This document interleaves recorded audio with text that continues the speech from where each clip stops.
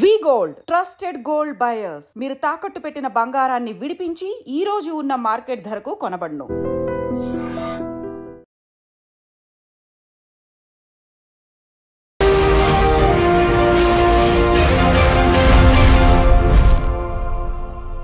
నమస్తే, welcome to I dream social spotlight with Kavitha. Kashmir ఇష్యూలో పాకిస్తాన్ భారతదేశం మధ్య ఒక ఉద్రిక్త వాతావరణం చెలరేగింది. అది యుద్ధానికి దారితీస్తుంది అని అందరూ అనుకున్నారు. ఎందుకని సడన్గా సీజ్ ఫైర్ అనౌన్స్మెంట్ ఇరు దేశాల నుంచి వచ్చింది? ఇందులో పెద్దన్న పాత్ర అమెరికా పోషించిందా? అధ్యక్షుడు డొనాల్డ్ ట్రంప్ ఆదేశాలతోనే సీజ్ ఫైర్కి రెండు దేశాలు అంగీకరించాయా? బోల్డ్ అన్ని అనుమానాలున్నాయి, సందేహాలున్నాయి. దీని గురించే మాట్లాడుకుందాం. మనతో పాటుగా ఉన్నారు ప్రముఖ అంతర్జాతీయ న్యాయవాది డాక్టర్ కావేటి శ్రీనివాస్ గారు. శ్రీనివాస్ గారు, నమస్కారం అండి. సో మీరు బయలాటరల్ ఇష్యూస్ వీటన్నిటి గురించి మాట్లాడతారు అండ్ అమెరికా నుంచి వచ్చారు కాబట్టి ఇప్పుడు ఈ ప్రజెంట్ ఒక హాట్ టాపిక్ ఉంది. ప్రతి ఒక్కరు ఎదురు చూశారు. అక్కడేదో జరగబోతోంది, యుద్ధానికి రెండు దేశాలు సిద్ధంగా ఉన్నారు అనుకుంటారు. సడన్గా సీజ్ ఫైర్ అనౌన్స్ చేశారు. దీని వెనకాల ట్రంప్ ఉన్నారని. యాక్చువల్గా ఏం జరిగింది? ఎందుకని అలాంటి డెసిషన్ తీసుకున్నాయి రెండు దేశాలు? ఫస్ట్ ఆఫ్ ఆల్ మనం ఇంటర్నేషనల్ రిలేషన్షిప్స్ కొంత అర్థం చేసుకోవాలమ్మా. America is always a big player in the world. ఎందుకు? యునైటెడ్ నేషన్స్ అమెరికాలోనే ఉంది. ఆ యునైటెడ్ నేషన్స్ బిల్డింగ్ ఖర్చులు కూడా అమెరికానే ఇస్తుంది, శాలరీలు కూడా వాళ్ళే ఇస్తారు. సో బికాజ్ ఆయన పెద్దన్నని మీరు అన్నారు కనుక ఇంటర్ఫియర్ అవుతారు ఆయన. ఇప్పుడు తను ఎలక్షన్లో గెలవక ముందే నేను వచ్చిన తర్వాత యుద్ధాలు ఆపేస్తాను, పీస్ నెలకొల్పుతానని ఆయన ఆ నినాదం ఇచ్చి గెలిచారు. ఇప్పుడు యుక్రెయిన్ మధ్య లేకపోతే రష్యా మధ్య ముందు కూడా మాట్లాడారు. ఇప్పుడు మళ్ళీ ఇజ్రాయెల్ ప్యాలెస్తైన్ గురించి కూడా మాట్లాడారు. ఇప్పుడు ఇండియా అంటే ఫ్రెండ్ అని చెప్పి, మోడీ గారు ఫ్రెండ్ అని ఇప్పుడు పాకిస్తాన్ కూడా ఫ్రెండ్ తనకి. ఎందుకు? చాలా మందికి అర్థం కావాల్సింది ఏంటంటే ఇప్పుడు పాకిస్తాన్లో అమెరికా యుద్ధ విమానాలు ఉంటాయి. మన దగ్గర యుద్ధ విమానాలు పెట్టుకుంటా అంటే మనం పర్మిషన్ ఇవ్వలేదు. సో దట్ మీన్స్ యాక్చువల్గా అదొక సెంటర్ పాకిస్తాన్. ఎందుకు? చైనా వాళ్ళు కూడా రోడ్ వేశారు, వాళ్ళు కూడా డబ్బులు ఇస్తున్నారు, వాళ్ళు కూడా ఫండింగ్ చేస్తున్నారు. అండ్ నేపాల్లో, బంగ్లాదేశ్లో చైనా వాళ్ళు కూడా. సో ఇప్పుడు చూస్తే ప్రపంచంలో పెద్ద economically powerful and even military power ఎవరంటే రెండు దేశాలు, అమెరికాను చైనా. మరి ఇప్పుడు ఒకవేళ మన మధ్యన అంటే ఇండియా మధ్యన పాకిస్తాన్ మధ్యన జర్నలిస్టులు, మీడియా వాళ్ళు అడిగితే కశ్మీర్ ఇష్యూ గురించి అడిగితే ట్రంప్ గారిని ఇది 100 సంవత్సరాల నుంచి జరుగుతున్న వాళ్ళిద్దరి మధ్యన ప్రాబ్లం ఇది, నేనేం దీని గురించి కమెంట్ చేయనన్నారు. ఒకటి.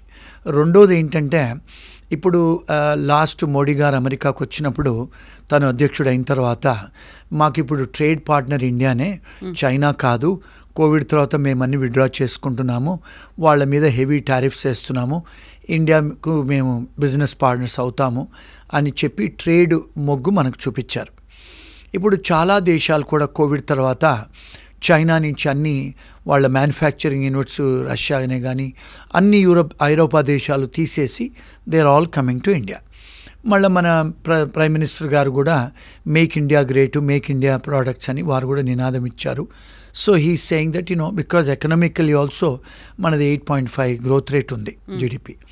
అమెరికాదు వేరే దేశాలు అంత లేవు. So they are expecting that 2028లో ours will be the largest powerful economy అని. ఇవన్నీ కూడా రీజన్స్. మనకు ఒక పక్కన ట్రేడ్ పార్ట్నర్షిప్ తీసుకుంటా అన్నారు మనతోని. ఇంకొకటి ఏం చేస్తున్నారంటే మా అధ్యక్షుల వారు ట్రంప్ గారు పాకిస్తాన్కు ఫారిన్ ఎయిడ్ నేను ఇవ్వను అని చెప్పి కొన్ని బిలియన్స్ ఆఫ్ డాలర్ ఆపేశారు. ఇంకోసారి ఏం చేస్తున్నారు? వాళ్ళకు మిలిటరీ విమానాలు కొనుక్కోవడానికి డబ్బులు ఇస్తున్నారు.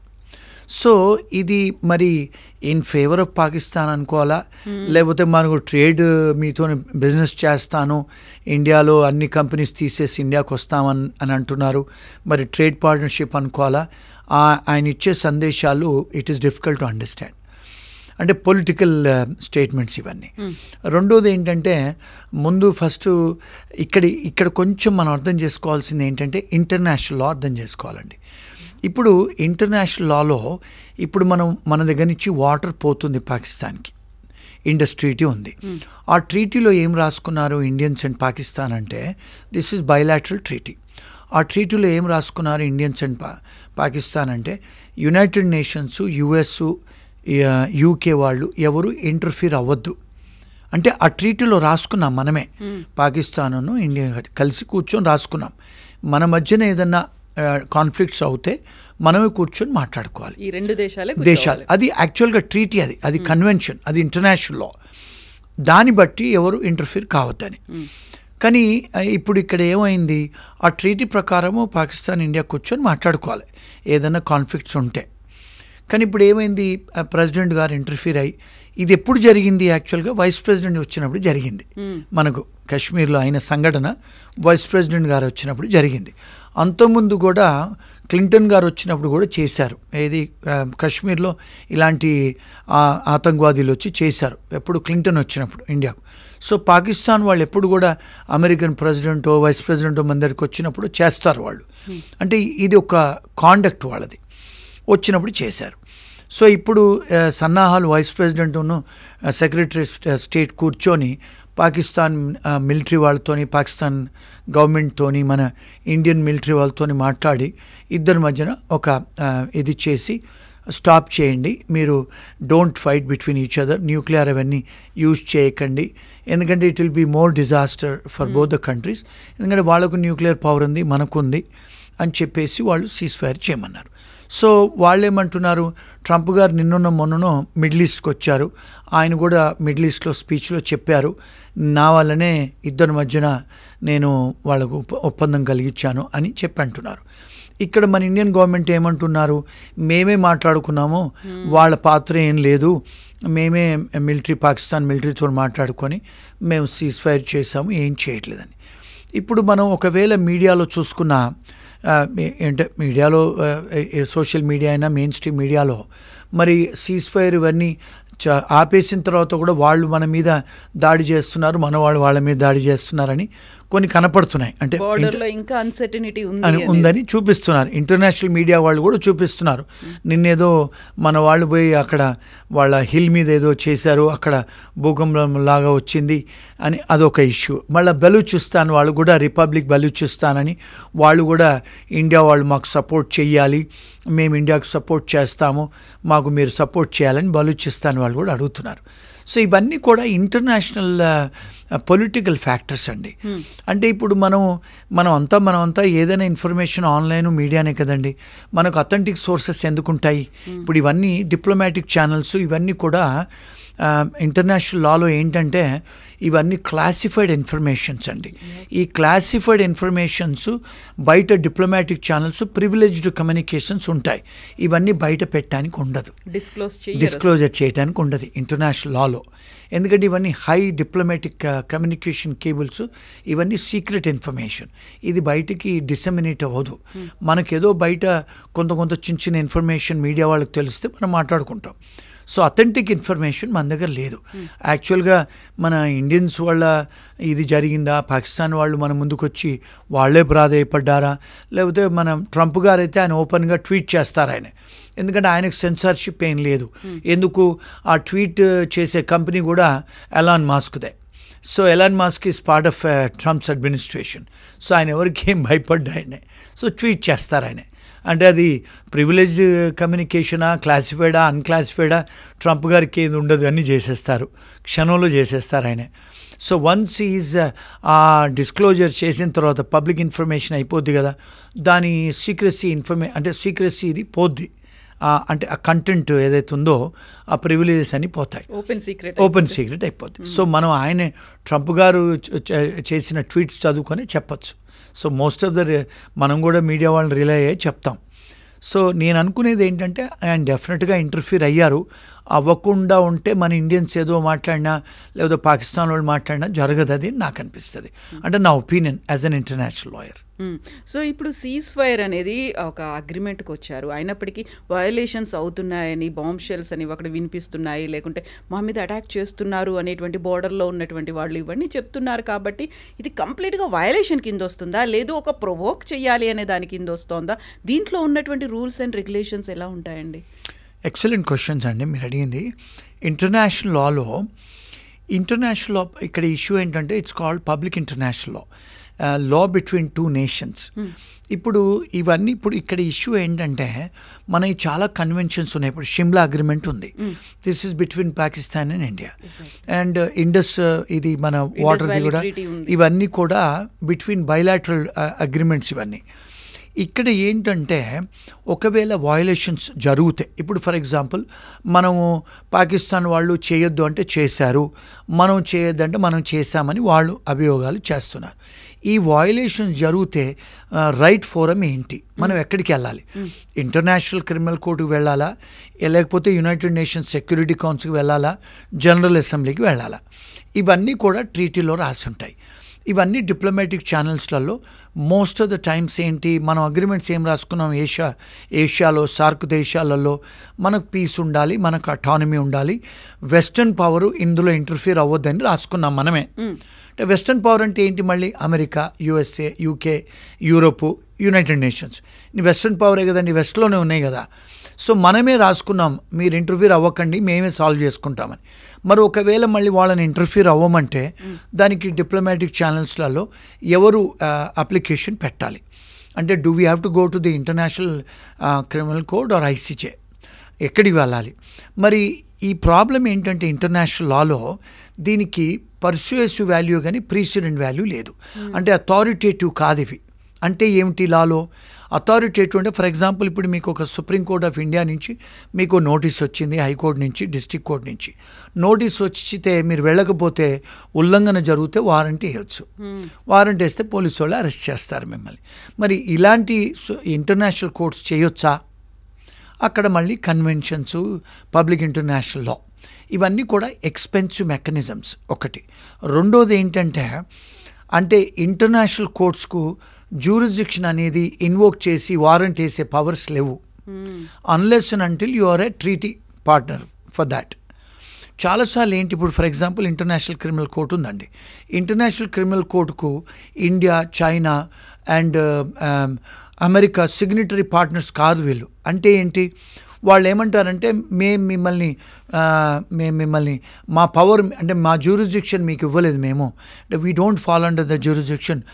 ఏదైతే సిగ్నేటరీ కంట్రీస్ ఉన్నారో మేము సిగ్నేటరీ కాదు, మీరు మా మీద కాగ్నిజెన్స్, మా మీద మీ పెత్తనం చెలాయించడానికి లేదు అని మన వాళ్ళే రాసుకున్నారు. మరి ఇప్పుడు ఎక్కడికి వెళ్ళాలి మనం? ఇవన్నీ ఇంటర్నేషనల్ ఇష్యూస్ అండి. ఇక 5-10 minutes మన ఇంటర్వ్యూలలో మాట్లాడుకోలేం. అంటే ఎగ్జాక్ట్లీ ఇప్పుడు ఇలాంటిది ఏదైనా సీజ్ ఫైర్ అయింది, లేకుంటే మా సివిలియన్స్ మీద అటాక్ జరుగుతుంది అనుకున్నప్పుడు, ఇలాంటి ఒక కాన్ఫ్లిక్ట్ వచ్చింది అనుకున్నప్పుడు యునైటెడ్ నేషన్స్ దగ్గరికి వెళ్ళిపోతారు. పాకిస్తాన్ నుంచి కొంతమంది రిప్రజెంటేటివ్స్ మన వాళ్ళు వెళ్ళి వాయిస్ వినిపిస్తుంటారు, మనల్ని మనం డిఫెండ్ చేసుకునే ప్రయత్నం జరుగుతుంది కదా. అదంతా కేవలం అక్కడ మాట్లాడడం వరకు, లేకుంటే ఓపెన్ ఫోరంలో వాట్ వీఆర్ ఫేసింగ్ అనేది చెప్పుకోవడం వరకే అవుతుందా? ఫర్దర్గా ఎలాంటి చర్యలు ఉంటాయి? యూఎన్ ఇన్వాల్వ్మెంట్ ఉంటుందా? ఇవన్నీ కూడా బోల్డ్ అని క్వశ్చన్స్ ఉంటాయి కదా. ఎక్సలెంట్ క్వశ్చన్ అండి. ఎప్పుడైతే ఒక 2 countries మధ్యన కాన్ఫ్లిక్ట్ అవుతుందో, and we are all members of united nations కదా, Pakistan is also member. So నార్మల్గా ఏంటంటే సెక్యూరిటీ కౌన్సిల్లో, జనరల్ అసెంబ్లీలో డిస్కషన్స్ అవుతాయి. ముందు జనరల్ అసెంబ్లీలో పెడతారు, పెట్టిన తర్వాత సెక్యూరిటీ కౌన్సిల్లో డెసిషన్స్ అవుతాయి. అప్పుడు సెక్యూరిటీ కౌన్సిల్లో డెసిషన్స్ అయినప్పుడు అప్పుడు ఐసీజే ఇన్వాల్వ్ అవుతుంది, ఇంటర్నేషనల్ మెకానిజమ్స్ ఇన్వాల్వ్ అవుతాయి. అప్పుడు ఎప్పుడైతే మీరు ప్రపోజల్ పెడతారో కొన్ని కంట్రీస్ మీకు ప్రపోజ్ చెయ్యాలి, అది ఆ టాపిక్ ఆ డిస్కషన్ చేయొచ్చా అని, because all the countries are sitting to discuss this issues. ఇదంతా కూడా పబ్లిక్ ఇంటర్నేషనల్ లాలో వస్తుందండి. ఈ సెక్యూరిటీ కౌన్సిల్ కూడా మీరు ఎప్పుడు అడిగినప్పుడు అప్పుడు వెళ్ళి తలుపు కొట్టి ఓపెన్ చేసి చెప్పడానికి ఉండదు. సంవత్సరానికి కొన్నిసార్లే సెక్యూరిటీ కౌన్సిల్ కూర్చుంటుంది, జనరల్ అసెంబ్లీ కూర్చుంటుంది. ఎందుకంటే అన్ని దేశస్తుల ఫారిన్ అఫైర్స్ మినిస్టర్స్ వచ్చి కూర్చుంటారు ఆ మీటింగ్స్లో. మరి it's a very expensive business, అది చీటింగ్ మాడి కూర్చోరు వాళ్ళు. ఎందుకంటే నాకు యునైటెడ్ నేషన్స్ తరచుగా వెళ్తుంటాను, నాకు యాక్సెస్ ఉంది, అంటే నేను కూడా చూస్తుంటాను general assembly, security council proceedings. అందులో వెళ్ళాలంటే చాలా టైట్ సెక్యూరిటీ క్లియరెన్స్ తీసుకుంటేనే లోపలికి వెళ్ళొచ్చండి. సో నేను అప్పుడప్పుడు వెళ్తుంటాను కనుక నేను పర్సనల్గా చూస్తుంటాను, ఇలాంటి కొంత గొప్ప ఇన్ఫర్మేషన్ ఉంది. So it's not that easy that వీళ్ళు ఏదో జరుగుతుంది ఒక చిన్న 2 దేశాల మధ్యన వాళ్ళు సెక్యూరిటీ కౌన్సిల్ కూర్చొని, ఎందుకంటే అన్ని 5 big 7 big పార్ట్నర్స్ కూర్చోవాలి, కూర్చొని డిస్కస్ చేయాలి. So it's a big international business అన్నట్టు. ఇది బిజినెస్ ఆఫ్ ద హౌస్ అంటారు. ఎట్లయితే అసెంబ్లీలో పార్లమెంట్లో బిజినెస్ ఆఫ్ ద హౌస్ అంటారో, సిమిలర్గా సెక్యూరిటీ కౌన్సిల్లో, జనరల్ అసెంబ్లీలో, యునైటెడ్ నేషన్స్ అంటే న్యూయార్క్లోనే ఉంది, 2nd Avenueలో కూర్చొని మాట్లాడాలంటే వీటన్నిటికీ మన PIO ఆఫీస్ వాళ్ళు చేస్తారు అప్లికేషన్లు. So it's a very high level diplomatic subject అండి ఇదంతా. So based on your experience కావచ్చు, మీ అబ్జర్వేషన్, ఇవన్నిటికి కాన్ఫ్లిక్ట్ కావచ్చు, యుద్ధము ఫుల్ స్టాప్ ఎప్పుడు పడుతుంది, ఒక పీస్ అనేది ఎప్పుడు వస్తుంది, POKని మనం స్వాధీనం చేసుకుంటామా లేదా, ఇవన్నీ కూడా ఉన్నాయి కదా అనుమానాలు. ఇప్పటికి ప్రతిసారి POK మనదే, మనమే స్వాధీనం చేసుకోవాలి, మన ఫోర్స్ని డిప్లాయ్ చేయాలి, యుద్ధాన్ని అనౌన్స్ చేయాలి, ఇలాంటివన్నీ ఉన్నాయి కదా. ఏం జరగాలంటారు ఆ టైంలో? ఎక్సలెంట్ క్వశ్చన్ అండి కవిత గారు. వన్ మస్ట్ అండర్స్టాండ్ ఇంటర్నేషనల్ లాలో మన కశ్మీర్ మనది. యాక్చువల్గా కాన్స్టిట్యూషన్ ఆఫ్ ఇండియా ప్రకారము కశ్మీర్ మందే. ఇంటర్నేషనల్ కన్వెన్షన్స్, ఇంటర్నేషనల్ లా ప్రకారము మన ఏదో పాకిస్తాన్ ఆక్యుపైడ్ టెరిటరీ ఏదైతే ఉందో అది మన భారతదేశందే. చైనా వాళ్ళు కూడా మనది ఆక్యుపై చేశారు కొంత, అది కూడా మందే ఇంటర్నేషనల్ లాలో. దాని బౌండరీస్ అండ్ దాని ప్రకారము మీరు ఒకవేళ గూగుల్ నుంచి మ్యాప్లో చూస్తే కూడా మందే అది. కానీ వాళ్ళు వచ్చి ఆక్యుపై చేశారు. సో వాళ్ళకి లోకల్ స్టాండే లేదు. లోకల్ స్టాండ్ ఏంటంటే వాళ్ళకి అర్హత లేదు ఇంటర్నేషనల్ లా పరంగా. కానీ వాళ్ళు వచ్చి అన్లాఫుల్గా ఆక్యుపై చేశారు. ఎందుకు? రిలీజియస్ రీజన్స్, కల్చరల్ రీజన్స్ వల్ల వాళ్ళకి అర్హత లేదు. చైనా వాళ్ళకి అర్హత లేదు, పాకిస్తాన్ వాళ్ళకి అర్హత లేదు. డెఫినెట్గా మనదే అది, ఆ కశ్మీర్ మనదే. ఎందుకు అంటే కొంచెం హిస్టరీ దీని వెనకాల ఏముందంటే, మనకి ఎప్పుడైతే ఇండిపెండెన్స్ వచ్చిందో మన ఇంగ్లీష్ వాళ్ళు మనకి పాకిస్తాన్ వాళ్ళకి అన్ని దేశాలను కూర్చోబెట్టి వాళ్ళు కశ్మీర్లో ముస్లిం రాజులు, హిందూ రాజులు పరిపాలించేవాళ్ళు. సింగ్ అని ఇండియన్ హిందూ రాజు ఉండేది, ఇంకొక ముస్లిం రాజు ఉండేది. వీళ్ళని కూర్చోబెట్టి, ఎందుకు అంటే ఇండియా మొత్తం కూడా ప్రిన్స్లీ స్టేట్స్ అండి. ఎప్పుడు కూడా India was not one country.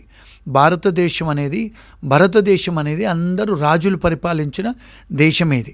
అంటే అంటే అశోకుడు ఆల్సో పరిపాలించిన దేశం ఇది. మన దేశం ఇండోనేషియా, సింగపూర్ దాకా ఉండేది. ఎందుకు? మీరు శ్రీలంక కూడా మన భారతదేశమే. సో ఎప్పుడైతే వాళ్ళు యూనిఫైడ్ ఇండియా చేశారో అప్పుడు వాళ్ళని అడిగారు కశ్మీర్ రాజులను, ఏమండి మీరు ఇండియాలో ఉంటారా లేకపోతే పాకిస్తాన్కి పోతారా? సో ఆ ముస్లిం రాజు కూడా, కశ్మీర్ రాజు కూడా ఏమన్నారంటే మేము ఇండియాలోనే ఉంటాము, ఆ హిందూ రాజు కూడా ఇండియాలోనే ఉంటాము అన్నారు. కానీ మాకు స్పెషల్ స్టేటస్ ఇవ్వండి, మాకు జెండా వేరు, మా రాజ్యాంగం వేరు, మా న్యాయశాస్త్రాలు వేరు అని అన్నారు. అప్పుడు అందుకే మన రాజ్యాంగంలో జమ్మూ అండ్ కాశ్మీర్కి స్పెషల్ స్టేటస్ ఇచ్చాము. అది ఇప్పుడు మన ప్రజెంట్ గవర్నమెంట్ అడ్మినిస్ట్రేషన్ వాళ్ళు ఆ స్పెషల్ స్టేటస్ తీశారు కాన్స్టిట్యూషన్గా. కాన్స్టిట్యూషన్ ఆర్టికల్ తీసేసారు. ఇప్పుడు యాక్చువల్గా Kashmir is part of India. Constitution చెప్తుంది అది. ఇప్పుడు కశ్మీర్ వాళ్ళు కూడా చెప్తున్నారు వీఆర్ పార్ట్ ఆఫ్ ఇండియా అని. ఇప్పుడు కశ్మీరీ ముస్లిమ్స్ చెప్తున్నారు, కశ్మీరీ హిందూ పండిట్స్ కూడా చెప్తున్నారు వీఆర్ పార్ట్ ఆఫ్ ఇండియా. ఎందుకు పాకిస్తాన్ వాళ్ళు వచ్చి ఇంటర్ఫీర్ అవుతున్నారో మాకు తెలియదు అని చెప్పి అంటున్నారు. సో ఇప్పుడు యూనియన్ టెరిటరీ మనదే ఇప్పుడు అది. సో ఇప్పుడు ఇంటర్నేషనల్ లాయర్గా నేను చెప్పేది ఏంటంటే అనాలిసిస్, వాళ్ళు పాకిస్తాన్ వాళ్ళు ఆక్యుపై చేసింది, చైనా వాళ్ళు ఆక్యుపై చేసింది మన దేశం అది. అంటే ఇంటర్నేషనల్ లా ప్రకారంగా కూడా యునైటెడ్ నేషన్స్ కూడా రికగ్నైజ్ చేసింది అది ఇండియన్స్దే అని. కానీ వీళ్ళు రిలీజియస్ కల్చరల్, అంటే వాళ్ళ రిలీజియస్ ఇప్పుడు అక్కడ ఎవరైతే ఉన్నారో పాకిస్తాన్ ఏదైతే వాళ్ళు టెర్రరిస్టులు వచ్చి చేస్తున్నారు. కానీ Pakistan never went to the court, international ఫోరంకి వెళ్ళి నాకు మాది కావాలని ఎప్పుడు వాళ్ళు చెప్పలే లీగల్గా. You understand what I mean? China వాళ్ళు కూడా ఎప్పుడు వెళ్ళలేదు, బికాజ్ దే అంటే వాళ్ళు ఆక్యుపైడ్ చేసిన టెరిటరీ అది. అంటే ఆక్యుపైడ్ చేసిన టెరిటరీ అంటే ఏంటి అంటే మీకు లీగల్ స్టాండింగ్ లేదు అని, అది మనదే, అది పార్ట్ ఆఫ్ ఇట్. సో అందరు అర్థం చేసుకోవాల్సింది ఏంటంటే ఒకవేళ ఇంటర్నేషనల్ ఫోరమ్స్లోకి వెళ్ళి లిటిగేట్ చేస్తే మన దేశమే అది. బట్ దట్ టేక్స్ టైం, చాలా టైం పడుతుంది ఫైట్ చేయాలి. అవునండి. Yes, thank you so much Srinivas garu. Thank you.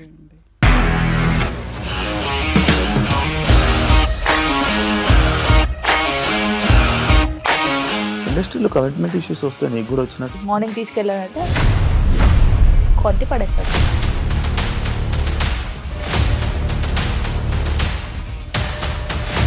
ఒక్కళ్ళు కూడా చూడలేదు బాలేదు ఈ సినిమా అని చెప్పడానికి కూడా చాలా ధైర్యం కావాలి. అది నిజం కదా, దాంట్లో ధైర్యం ఏంటి? ఇది నెక్స్ట్ డే ప్లేట్ మార్చేస్తే తప్పు కదా. As of now we are comfortable this అని నేను అనుకుంటున్నాను. రష్మిక గారిది మీది ఒకే ఊరు అంట కదా? నీకు కోపం వచ్చిందంటే బాగా తిట్టేత్తరా?